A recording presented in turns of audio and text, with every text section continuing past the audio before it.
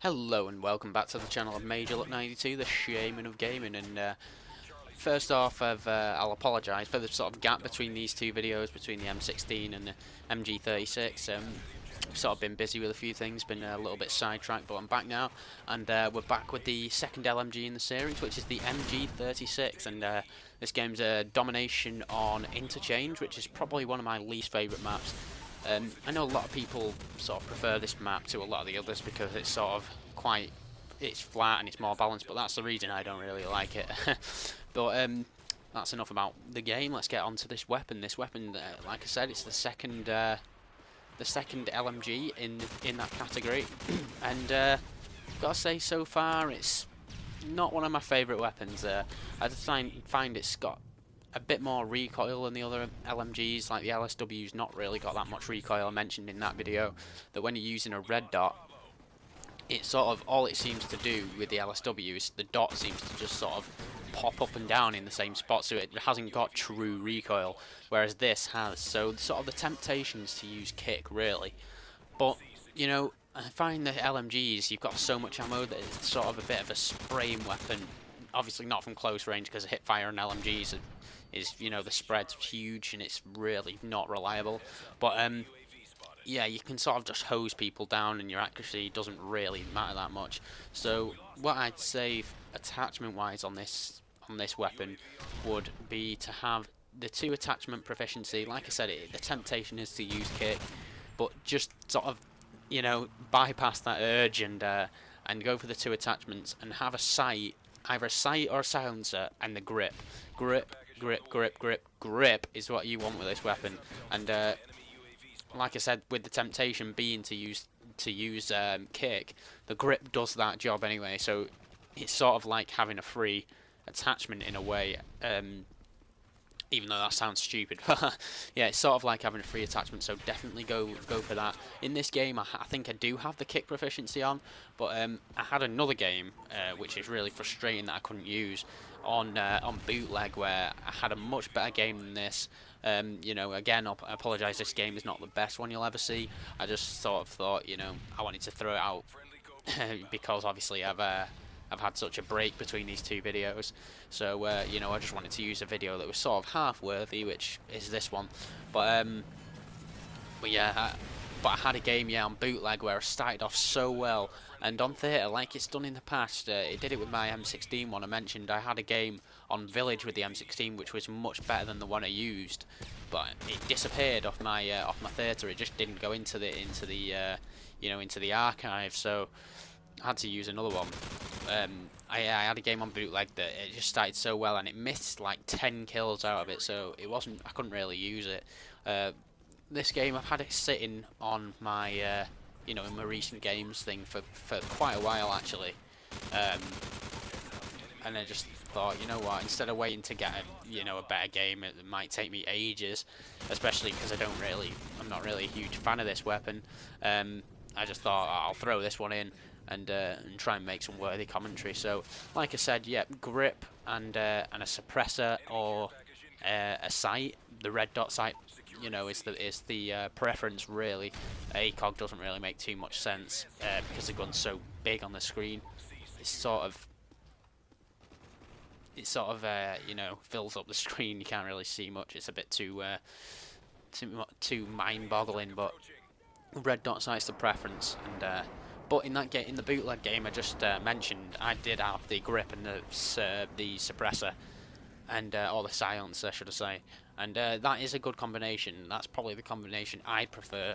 But you know, maybe if you are just starting off in this game and you know, you're testing the weapons out, like I know a lot of people got it for Christmas, as I saw, I jumped on Christmas, and there was, you know, full games full of like people who were in the first 5 levels. So these new people getting it and you want to try out all the weapons, if you try this out, go for a sight, because for one reason really, the iron sight on this gun is horrible.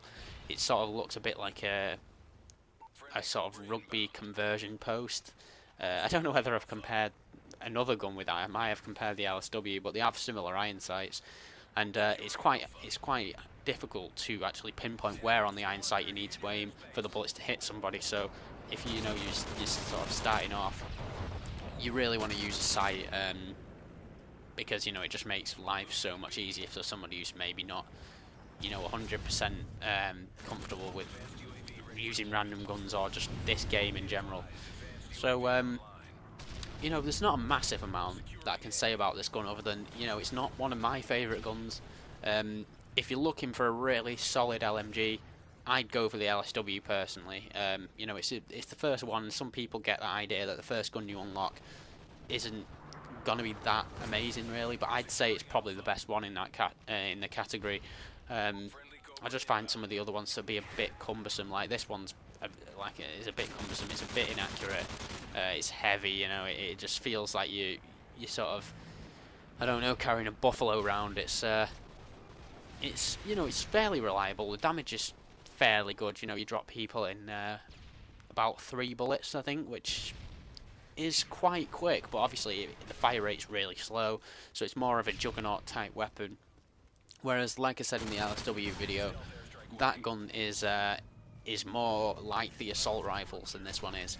So that's my preference on the LMG side of things. But I'm just trying to think of some sort of LMG type maps. This one's good because I find the LMGs are typically good on the maps that like 3-round burst assault rifles are good on, or maybe sniper rifles are good on, because it's a sort of weapon where you need to have a bit more time to aim and take your shot and make sure that you're going to hit somebody, because typically the fire rates on LMGs are slow, although I know on some of them they're you know, fairly fast, but you know, typically they're slow firing weapons, so you really want a map where you're going to have maybe long lines of sight, maybe, you know, a spot that you can sit at and be comfortable with taking a sort of long shot, and this is one of them. Interchange is definitely one of the ones I'd use it on. The other map I used it on was Bootleg, and again, like I said in my M16 video, because I said, you know, that the LMGs are good usually on maps that 3-round burst assault rifles are good on. My M16 video was done on the map Bootleg, and if you notice in that video, I didn't really leave that area, and that's sort of what you need to do with the LMGs. You need to find a spot, because like on Bootleg, if you went running into the middle of the map with an LMG or a 3-round burst assault rifle, you'd get dropped instantly by people with fully automatic assault rifles and SMGs. So what you really want to do is find a long line of sight and a sort of bigger area you can hold down. As you can see, I'm just switching between spots. And you know, not really doing much at the moment because we're EMP'd, but this map's perfect for it because it's really sort of open. You know, you can see down these long lines of sight from one side of the map to the other, and as long as you've got not a lot of your body showing, and you know, you can pick that shot off, they will work well for you. And I think a lot of people are sort of turned off by LMGs, and don't be, because you know, the sort of high damage weapons really. But it's just the recoil that you've got to contend with, which is actually ridiculous, because sort of LMGs in real life have probably got the smallest you know, recoil pattern out of any sort of weapon, not in the world obviously, but you know, they're much lower than they are on Call of Duty games, so it's quite ridiculous. But in these games you've got to contend with that, and I think it's because the damage on a lot of them is so sort of high, and so what you've really got to do is sort of compensate for that sort of lack of sort of being able to move and the sort of accuracy problems with sitting in a really comfortable spot that you're not really going to find much problem, and you're not going to run into multiple targets when sort of running around a corner, because you're absolutely screwed. See, if you're in a good spot and you run into multiple targets there, it's much easier to pick them off with an LMG, because you've got so much ammo to burn, and that's the thing I really like about LMGs. Like in Black Ops, one of my favourite weapons was the M60, and I probably have my best game on Black Ops with that weapon. So, you know, typically in the series I have liked them, and I know a lot of people are turned off by them. But if you're gonna sort of prefer LMGs in this game, definitely go for this. It's not the worst one, but it's definitely not the best. As I say, I think the LSW is the best. This is probably, it's somewhere near the bottom. There's definitely worse ones. I think the next one in the series, the PKP Pecheneg, is one of the worst ones.